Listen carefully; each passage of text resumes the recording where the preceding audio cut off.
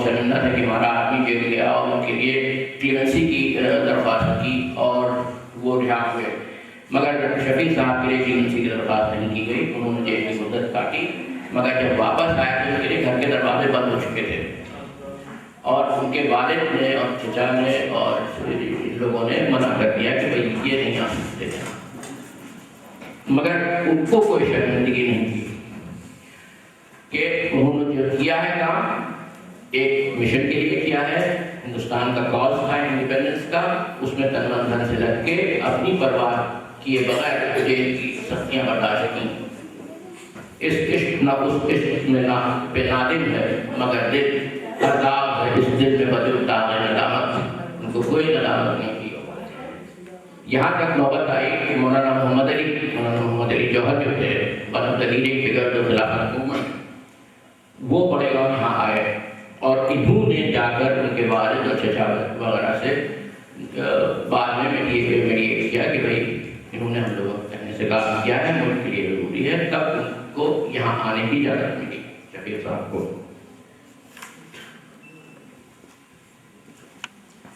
جامعہ میں انہوں نے کئی نئی چیزیں کی، جیسے ایک حلقہ ہمدردان جامعہ بنایا، وہ جامعہ کی فلاح اور بہبود کے لیے چندے اکٹھا کرنا اور اس میں نئے نئے ڈپارٹمنٹس کو ترقی دینے کا کام کرتا تھا، اور ان کی اکیلے گھوم گھوم کر سارے ہندوستان میں پیسے جمع کرتے تھے اور سارا جامعہ کی نظر کر دیتے تھے، گھر کی کوئی خاص فکر نہیں کرتے تھے، گھر کا تو کام چلتا تھا، گھر کے ہم لوگ ٹھیک ٹھاک لوگ تھے، خیال ہوتا، مگر اس میں یونیورسٹی چلانا اور ہندوستان کی آزادی کے لیے کوشش کرنا سب سے بڑا ان کے کا آبجیکٹو تھا۔ اور انڈیا ایجوکیشن سوسائٹی میں نے کام کی تھی، ایڈلٹ ایجوکیشن سوسائٹی جس کو پراؤڑ شکشا کہتے ہیں، تو اس میں شفیع صاحب was one of the pioneers in Indian adult education movement, یہ ایک بہت بڑا کام تھا، اور ابھی بھی ان کو نام یاد کیا جاتا ہے ایڈلٹ ایجوکیشن میں۔ ان کو کبھی ریکگنیشن وغیرہ کی جیسا کہ ہم نے کہا حوث نہیں تھی۔ انڈونیشیا یونیسکو میں یہی ایجوکیشن کے سلسلے میں ان کی پوسٹنگ ہو گئی تھی جب 1952 میں پہلی UP اسٹیٹ کے الیکشن ہوئے، عام الیکشن کے ساتھ، تو یہاں سے لوگ بھیجے گئے کہ دستخط کرتے ہیں اپنے نامینیشن پیپرز پر، وہ بھاگتے تھے ان لوگوں سے بڑی مشکل سے، جیسا کہ بتایا نہرو وغیرہ کے ٹیلیفون یا جو بھی ہوا ہوگا، اس کے بعد انہوں نے سائن کیا، اور شاید ان ایبسینشیا الیکٹ ہوئے تھے، کام بھی نہیں کیا، ہاں تو الیکٹ ہو گئے تھے، اور چودھری برہم پرکاش چیف منسٹر بنے تھے، اس کے علاوہ 2 منسٹر اور پھر ان میں ایک شفیع صاحب خاندان پر بھی چھوڑ گئے اور ملک میں بھی چھوڑ گئے۔ کہا جاتا ہے کہ پنڈت نہرو کا جنم دن منانا اور ان کو چاچا نہرو کہنا، اور تاکہ وہ بچے اس سے انسپریشن حاصل کریں، یہ شفیع صاحب کی کا ہی کام تھا۔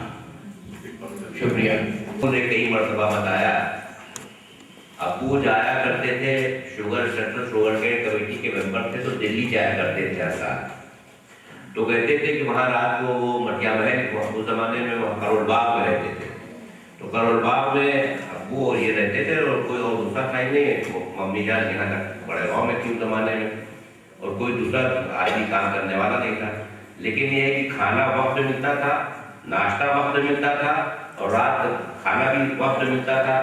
تو ایک دن پوچھا بھی ابو نے ان سے کہ تمہارے کوئی کام کرنے والا نہیں، کون کرتا ہے تمہارے لیے؟ وہ آتا ہے، پکانے والی آتی ہے اور وہ پکا کر کے دن بھر صبح چلی جاتی ہے۔ تو ابو نے سمجھا کہ ہاں ہوگا کوئی آتی ہوگی۔ ایک دن کہنے لگے کوئی پھڑ سے آواز ہوئی تو ہماری آنکھ کھل گئی، تو دیکھا کہ وہ خود اپنے برتن مانج رہے ہیں، ہم کو جو کھانا کھلاتے تھے اس کے برتن مانج رہے ہیں، اور کھانا پکا رہے ہیں اور ناشتہ پکا رہے ہیں جو ہم لوگ کھانا کھلاتے تھے کھانا۔ یہ نہیں انہوں نے کیا کہ بتا دیتے کہ ہمارے پاس کوئی نہیں ہے بھائی کھانا پکانے والا، بھی کہیں سے لے آتے، نہیں، کھانا پکاتے تھے، کھلاتے تھے، برتن دھوتے تھے، سارے جھاڑو پوچھا یہ کرتے تھے، اور بات کسی کو پتہ نہیں چلتا تھا کہ وہ کیا सगे माने जाते थे। तो उनका एक ऐसा था कि करोल बाग में तो ऑफिस था, तो थोड़ी बहुत जो आमदनी होती थी वो गरीब बच्चों में दे देते थे, थोड़ा बहुत रहता था। जामिया जब उनको वक्त दफ्तर जाना होता था तो पैदल जाते। तो जब वहाँ सन 47 में जब दंगे हुए तो वहाँ पे पहुँच गए दंगे वाले, इनको कहा कि बाथरूम यहाँ से जाइए। तो ऊपर ये लोग सब रहते थे, नीचे दफ्तर था और वहाँ मुलाजमीन थे। तो उनका पहले हमारे ये सब आदमी जाएंगे तब यहाँ से खिंचके। तो नेहरू जी को खबर हो गई तो वो आए, उनको ले गए रफी साहब के यहाँ ठहराया। तो चचा साहब अक्सर हम लोगों से कहते थे कि हम ही अपने मुल्क में रेफ्यूजी हो गए। तो एक उनका और किस्सा है कि जब मिनिस्ट्री बनी तो इनका अपना काम कम होता था, अपने जो कलीग्स थे परम प्रकाश और सुशीला नैयर को मिलाने में इनका वक्त गुजरता था। वो लोग आपस में लड़ते झगड़ते। तो अब आपके वो जो थे सिकंदर बख्श जो बीजेपी से रिटायर हुए, वो कांग्रेस के मेंबर थे और चौधरी प्रकाश के वो सेक्रेटरी थे। तो उनको एक हिंदू लड़की से मोहब्बत हो गई। तो अब दिल्ली में हंगामा मच गया कि एक मुसलमान हिंदू लड़की से कैसे करा। तो चचा साहब रातों रात उनको बड़े गाँव लिया, यहाँ एक हफ्ता तक रखा और फिर हमारे यहाँ लखनऊ ले गए। वहाँ आर्य समाज मंदिर में अब्बू ने और शफीक के जाने विटनेस की हैसियत से उनकी शादी कराई। और जब ठंडा हुआ मामला तो फिर दिल्ली गए। तो जब तक दिल्ली खत्म हो, सरकार खत्म ही हो गई। बहुत ही साबित बदल चले। तो उन्होंने जो कदम उठाया था जामिया के साथ में, तो पहले तो जामिया ठीक चली, लेकिन ग्रेजुअली उसका सपोर्ट कम होता गया। सिर्फ वही लोग रह गए थे जिन्होंने जामिया को अपनी ज़िंदगी 20 साल के लिए तरजीह के हम छोड़ के नहीं जाएंगे। तो उनकी तनख्वाह 50 रुपये महीना, 50 रुपये महीना में वो गुजर करते थे। लेकिन उन्होंने जामिया को छोड़ा नहीं। और ये जो हम सरदार ने जामिया का तो उन्होंने अपनी जिम्मेदारी ली कि सारे मुल्क में चर्चा करके हम जामिया चलाएंगे। दूसरे इसके अलावा उन्होंने खुद अडल्ट एजुकेशन के मुजिब वही सरकारी में बालकान के डिपार्टमेंट बनाया। तो वो काम इतना कामयाब रहा अडल्ट एजुकेशन का कि यूनेस्को ने उनको एज ए कंसल्टेंट इंडोनेशिया भेजा। और इंडोनेशिया में कर रहे थे, जब यहाँ इलेक्शन हुआ तो उनको मिनिस्टर बना दिया गया। इस वजह से वापस आए। वरना इंटरनेशनली नोन ये सब किस तरह अडल्ट को एजुकेट किया जाए, सब पूरा ही वाज द लीडर। और वहाँ पर दिल्ली में जो इंद्रप्रस्थ स्टेट में जो एडल्ट एजुकेशन सेंटर है वो उन्हीं के नाम पे रहमान तजवाई मेमोरियल ट्रस्ट और पंडित नेहरू ने उसका इनॉग्रेट किया था। तो जो काम उन्होंने किया इनोवेटिव सही, तो उसको कामयाब करना, ये उनकी ऐसी खूबी थी कि साबित कदमी जिससे कि उन्होंने कामयाबी हासिल की। और उनकी अनफॉर्चुनेटली अर्ली डेथ की वजह से मुल्क को बहुत बड़ा नुकसान हुआ। और जैसा कहा गया कि जितने दिल्ली में इनोवेटिव एजुकेशन के प्रोग्राम थे सब उन्होंने चलाए, चाचा नेहरू का भी और एजुकेशन के प्रोग्राम। तो उनकी सर्विसेज, उनका खुलूस, उनकी सिंसियरिटी और डिवोशन टू द जॉब जो उन्होंने किया और इनोवेटिव प्रोग्राम, वो हमेशा अलीगढ़ में जब हम रहते थे तो हम और सभी वगैरह हम लोग जामिया जाए मान जाते थे। तो रोज़ाना 8 आने पॉकेट मनी मिलती थी। जब वो 8 आने सदी को, उसके बाद जब ये भाई साहब मिनिस्टर बन गए तो हम लोग रूप में आके और पता लगाया, मालूम कि उन्होंने फोर्ड काउंसिल गाड़ी खरीदी थी उस जमाने में, नहीं। तो हम लोग वहाँ अपना बनाया प्रोग्राम दिल्ली का। फिर अब तो ठाक है वो पॉकेट मनी भी बढ़ेगी, वो फोर्ड काउंसिल है ये वो, और बात 3-4 खत की इस तारीख से पहुँच रहे हैं, इस तारीख स्टेज से पहुँच रहे हैं। ये तो हिम्मत नहीं थी कि गाड़ी भेज दीजिए।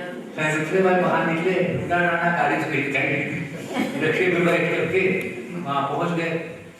दूसरे दिन जब सुबह हुई तो दूसरी मायूसी ये हुई कि वही अठन्नी मिली, वही अलाउंस भाई और सदी दोनों में गए तो गड़बड़ हो गया। उसका नाश्ता वाश्ता करके हम लोग आए, गाड़ी की चारों तरफ चक्कर लगाया और उनके सेक्रेटरी का नाम मुझे याद नहीं है। उनसे मैंने हम लोगों ने कहा साहब गाड़ी चाहिए घूमने के लिए, चले कहाँ से बात करें, घूमने जाए करें घूमने, बेगम साहब को तो मिलती नहीं, आपको गाड़ी कहाँ। अब हम लोग फिर खामोश हुए, दिनों निकल गया। दूसरे दिन फिर हम लोग गाड़ी की चारों तरफ चक्कर लगा रहे हैं तो वो सेक्रेटरी को हम लोगों के ऊपर रहम आया कुछ, उसने कहा देखिए ऐसे तो गाड़ी नहीं मिलेगी। अब सिर्फ तरकीब ये कि अगर जिधर साहब जा रहे हैं उस तरफ अगर आप जाने वाले होंगे तो आपको बैठा देंगे। उन्होंने कहा भाई यही करा दीजिए। 2 दिन के बाद उसने कहा कि साहब जा रहे हैं खंबा रोड, आप खड़े हो जाइए। तो वो जब पूछे तो भैया मुझे कनाट प्लेस जाना है, हम लोग खड़े हो गए। तो शेख साहब का घर, तो कही शेख साहब कहाँ क्या प्रोग्राम है, मैंने साहब कनाट प्लेस चलना है। कहले अच्छा बैठे, वो बैठा करके 12 खंबा रोड पे एक कोठी ऐसी थी जहाँ पे रुका और कहीं होता था कि सामने चले जाइए। चले 12 खंबे से कनाट प्लेस तक ही और एक किस्सा और बताने, क्योंकि हमारे भाई साहब बैठे हैं, क्या भाई साहब इन्होंने मुझे फेल कर दिया इंटरमीडिएट में। ये केमिस्ट्री का बच्चा था, पता नहीं क्लास भाई कोई आ रही नहीं, तो इन्होंने फेल कर दिया, को मालूम था। तो जब हम जाने लगे तो जैसे आप सुना, इन्होंने कहा जब मिला बच्चे से मिला थोड़ा खाना वाना खिला देना। हम खाना वाना खा पहुँचे वहाँ फेल होकर के चले आए और एग्जामिनर को जैसे होता है बुरा भला कहते रहे कि एग्जामिनर साहब भी झगड़ा किया और मुझे क्या किए, ये सब सुनते रहे, मुस्कुराते रहे। जब हो चुके तो उनका अच्छा कौन कौन से सवाल आए थे तो मैंने बताया। तो एक सवाल होता है सल्फ्यूरिक एसिड का मैन्युफैक्चर, तो वो एक का जवाब होता है आधे पेज में और एक जवाब जो एक था 1.5 पेज का, आमतौर से वो 1.5 पेज वाला आता था। तो उनका कौन सा मैंने कहा सल्फ्यूरिक एसिड, तो कौन सा मेथड थी तो मैंने बताया वो मेथड था जो आधे पेज वाला था, इसलिए उसमें आपको 0 मिला, आप फेल हो गए। बच्चे को नहीं मालूम होगा, हमारे वालिद के छोटे भाई थे, 3 भाइयों में वो मंझले भाई थे और सबसे छोटे इमाम रहमान। तो हम इकराम रहमान साहब की बात करेंगे। इकराम रहमान साहब यही बड़ा गाँव में ही रहते थे, काश्तकारी अपनी देखते थे, बागें और खेत और सियासत में बड़े एक्टिव रहते थे। उस पर हमने कुछ लिखा है। इकराम रहमान भाई साहब जैसा कि आप सभी जानते होंगे, अशफाकुर रहमान भाई साहब के बेटे थे और बड़ा गाँव में ही अपनी सारी उम्र गुजारी थी। आपका 1981 में एक सड़क के हादसे में इंतकाल हो गया था। इकराम रहमान साहब की जिंदगी के हालात अगर देखे जाए तो मालूम होगा कि उन्होंने अपनी उम्र की सारी कोशिशें बड़ा गाँव और पूर्व जवार के अवाम के लिए वक्त कर दी थी। आपकी पैदाइश हमारे उस दौर में हुई, यानी कि 20वीं सदी के शुरू में, जिसमें हिंदुस्तान की आज़ादी की तहरीक अपना दुख पकड़ रही थी। जिस ज़माने में इकराम रहमान साहब बाराबंकी के इंडियन इंटर कॉलेज में तालीम हासिल कर रहे थे, ये तहरीक अपने शबाब पर थी। बाराबंकी के तलबा भी इस तहरीक में बराबर थे। ठीक है, ओके, थैंक यू। तालीम हासिल कर रहे थे, ये तहरीक अपने शबाब पर थी। बाराबंकी के तलबा भी इस तहरीक में बराबर के शरीक थे, तरह तरह के एहतजाज करते, जुलूस निकालते और तहरीरें करते। इकराम रहमान साहब इन सब चीज़ों में पेश रहते थे। दराज तक सेवा कमेटी के एग्जीक्यूटिव के मेंबर रहे। वो न सिर्फ मेंबर थे बल्कि बहुत एक्टिव कारकुन थे और इस हैसियत से उन्होंने बहुत नाम कमाया। एक बार का वाक़या है कि देवा मेला में जाने वाले गरीब गुरबा जो कि इक्के और तागे से सफ़र किया करते थे देवे तक का, वो अक्सर गुंजाइश से ज़्यादा लोग एक इक्के और एक तागे पढ़ते थे। तागे वाले का भी भला होता था कि ओवरलोड करके उसको किराया ज़्यादा मिलता था।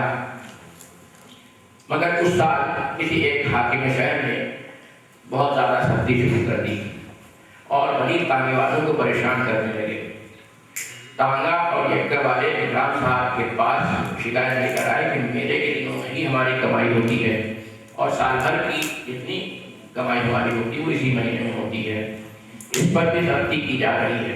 جبکہ میرے کے علاوہ بھی روزانہ اوور لوڈ کے تاکہ چلتے ہیں، اس میں اتنی زیادہ سختی نہیں ہوتی۔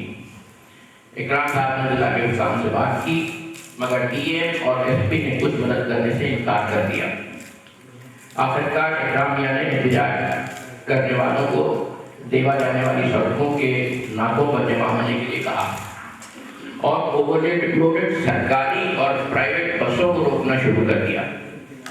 جب ضلع حکام نے اعتراض کیا تو اکرام میاں نے جواب دیا کہ اگر آپ اکے تانگے والوں کو اوور لوڈ کے لیے چالان کرتے ہیں تو بسوں کا کیوں نہیں کرتے ہیں؟ اس بات نے حکام کو لاجواب کر دیا اور آخر اکے تانگے والوں نے چین کی سانس لی۔ ایک مرتبہ تو ایسا ہوا کہ ایک عورت کی جہیز کے معاملے میں موت ہو گئی، مگر لوگوں نے جلدی خاموشی کے ساتھ میت کو دفن کر دیا۔ لڑکی کے مائیکے والوں نے حکام سے شکایت کی، مگر انہوں نے کوئی اقدام کرنے سے معذرت کر دی، اس بنا پر کہ میت دفن کی جا چکی ہے، معاملہ ذرا نازک ہے، مگر عورت کے مائیکے والے کسی طرح راضی نہ تھے۔ آخر طے پایا کہ میت کو خود ہی اکرام صاحب کی نگرانی میں باہر نکال کر اس کے آگے پوسٹ مارٹم کروایا جائے۔ ایسا ہی کیا گیا۔ اکرام میاں کی دیکھ بھال میں اس کو نکالا گیا اور پوسٹ مارٹم کے ذریعے ثابت ہوا کہ عورت کی موت ان نیچرل طریقے سے ہوئی تھی۔ اس کے بعد عورت کے مائیکے کے لوگوں نے قانونی کارروائی شروع کی۔ اکرام صاحب کا دستور تھا کہ سویرے فجر کی نماز کے بعد سے ہی گاؤں کے لوگوں کے لیے وقت صرف کرتے تھے۔ آنے والوں کا سلسلہ لگا رہتا تھا، برآمدے میں تخت پر اور کرسیوں پر وہ سب بیٹھے رہتے تھے۔ صبح کے وقت 2-3 گھنٹے ان کی شکایتیں سننے میں اور مشکلات کا حل تلاش کرنے میں صرف کرتے۔ اس کے بعد بارہ تک کا سفر سائیکل سے ہی کرتے تھے۔ بعد میں اسکوٹر دیا گیا، یا تو کوئی شکایت کرنے والا آیا تو اسے کہا چلو ہمارے اسکوٹر پر بیٹھ کر چلو، یا تو اس کے اسکوٹر پر ساتھ میں بیٹھ کر چل دیتے تھے۔ مگر ان کو ذرا بھی ہچکچاہٹ نہیں ہوتی تھی کہ آدمی جو ہے ان کے مرتبے کا نہیں ہے، ان کے تو مگر ہر غریب کی اور اس کی مشکل حل کرتے تھے۔ مزدوروں کو ہدایت دے کر جب بارہمولہ کا سفر سائیکل سے ہی کرتے تھے، راستے میں اپنے فارم کو دیکھتے ہوئے آتے جاتے مزدوروں کو ہدایت دے کر آگے روانہ ہو جاتے۔ راہ میں کوئی بھی لوگ لیتا تھا اس سے بات کرتے، اس کی مشکلوں کو سنتے اور کچھ کرنے کا وعدہ کر کے آگے روانہ ہو جاتے تھے۔ اکرام میاں کی ملنساری کا یہ عادت تھا کہ رتبے میں اپنے سے کم لوگوں کے یہاں بھی ضرور آتے جاتے اور ان کے غم اور خوشی میں برابر کے شریک رہتے۔ شریک ہونا، غموں میں بھی سہارا دینا اپنا فرض مانتے تھے۔ لوگوں سے صبح کے علاوہ شام کو بھی ملتے اور ان کے کام کے سلسلے میں دوسرے روز ہی ضلع انتظامیہ سے ملنے کے لیے یا تو اکیلے یا مدعی کے ساتھ جاتے۔ اکرام صاحب برسوں بلاک پرمکھ اور کین یونین کے چیئرمین رہے اور کاشتکاروں اور مزدوروں کی فلاح اور بہبود کے کاموں میں مصروف رہتے۔ اس کے علاوہ لینڈ ڈیولپمنٹ یونین کے وائس چیئرمین کے عہدے پر بھی رہ چکے تھے۔